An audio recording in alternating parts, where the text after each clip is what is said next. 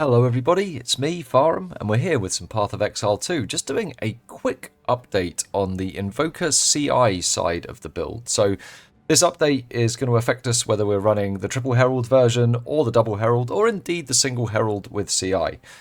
Very much affects CI. So woke up this morning, comments, first comment on last night's video was, the thing you said about the flasks is wrong. Basically, it was much nicer worded than that, had a small discussion, but it linked me here.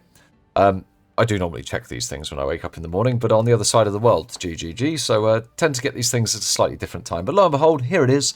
Fixed a bug where allocating Chaos Inoculation would incorrectly count you as being on low life. Now, this was something I had made a bit of a song and dance about in my build guide, and even with 1800 hours in PoE, after a year of not playing it, I couldn't remember how CI worked at all. Or when it came to the low life and full life, I was sure how the full life worked, but I wasn't sure how the low life worked, so the first thing I did was testing it. And I think that you can go back in a video and you can see me flicking the nodes on and off and being like, look how the damage increases. This is incredible. This is an 80% node for a single point, amongst other changes. But if we look at the skill tree, I'd been heavily advocating Killer Instinct all the way through the build as a fantastic node because we were always getting that 50% damage. Now, last night, my DPS was about 180k, so we've come down to 158. So we've dropped a significant chunk of DPS here. It's also affected Herald of Ice and Herald of Thunder. I've tested it in maps, and at this DPS level, we're still able to run 27%. Delirium, absolutely no problem at all. We're still able to kill bosses without them getting an attack off, no problem at all. So I don't think it's fundamentally impacted the build on the DPS side. I have tested these nodes, and I'll just show you as we go to Doriani now. I don't believe at the moment, if we take these nodes away and we remember that 158 number, the best nodes I would have considered would probably be down here with the crit chance and crit damage bonus. They take us nowhere near the number of those attack nodes. We will always be on full life unless we're dead, so we're always getting that 30%. At the moment, that 50% attack damage is still looking like the best. I was having a poke around the tree and thinking about where we could take this, and this would also work for either the CI. This would work. Yeah, this would either work for the Triple Herald or the Charge Staff variant. But there's three interesting nodes around here about critical damage bonus if you've consumed Power Charge recently. And there is an interesting Spirit Gem here, which is Charge Infusion, which gives you more critical chance while you have a Power Charge. We'll always have Power Charges.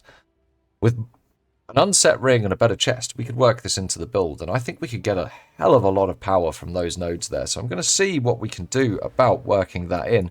It might even involve the sacrifice of these three nodes so that we can do it at a lower level, putting that in at 95. But let's talk about the other side of where Chaos Inoculation has affected the build, and this is on the defenses, and it is minor. When I woke up this morning, I thought it was going to be really bad, but then I had a look at the numbers, and it's not too bad. So I was advocating that last night that we used a flask like this because of the low life adjustment. You get something in the region of about 2,250 hit points from this over 3 seconds, which is about 750 life per second.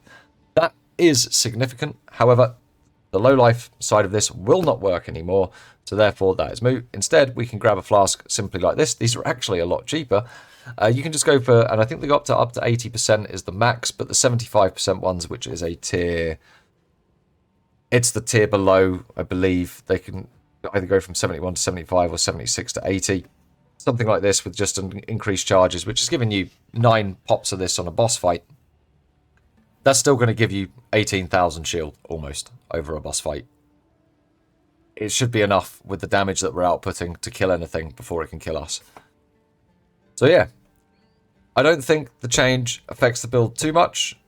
It doesn't affect either the Charge Staff or the Triple Herald variant. And just for some closing thoughts, been testing the Charge Staff variant quite a lot, and I think once you've got enough fire damage, and for me that's been a little touch on the weapon and quite a lot on my gloves, I haven't felt the need to run Herald of Ash to get the 30% increased elemental damage when clearing. Therefore, Herald of Ash becomes moot. So we might as well swap that out for something else.